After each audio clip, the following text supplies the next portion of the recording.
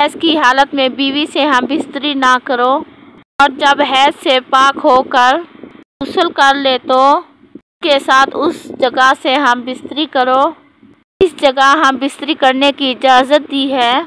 حیض اگلی شرمگاہ سے آتا ہے۔ حیض کا خون آنے تک بستری ممنوع ہے، اور جب حیض بند ہو جائے تو اسی جگہ ہم بستری کرنا ہے جہاں سے خون آ رہا تھا۔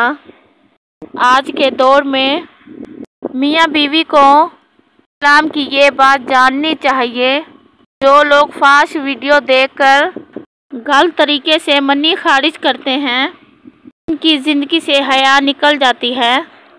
یاد رکھیں، بیوی سے اسلامی طریقے سے ہم بستری کرنا یہ بھی ایک ثواب ہے۔ نبی کریم صلی اللہ علیہ وآلہ وسلم کا فرمان ہے، اور بیوی سے ہم بستری کرتے ہوئے تمہارے عضو میں صدقہ ہے۔ صحابہ کرام نے پوچھا، اے اللہ کے رسول صلی اللہ علیہ وآلہ وسلم، ہم میں سے کوئی اپنی خواہش پوری کرتا ہے تو کیا اس میں بھی اجر ملتا ہے؟ نبی کریم صلی اللہ علیہ وآلہ وسلم نے فرمایا، اگر وہ یہ خواہش تمام جگہ پوری کرتا ہے تو اس کو گناہ ہوتا ہے۔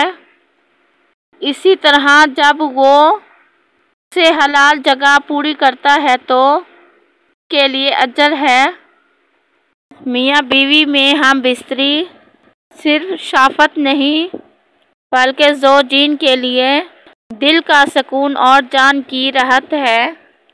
اس لیے ہم بستری سے پہلے شوہر بیوی سے اچھے طریقے سے بات کرے، اور ہم بستری کے لیے ذہنی طور پر اور جسمانی طور پر راضی کرے۔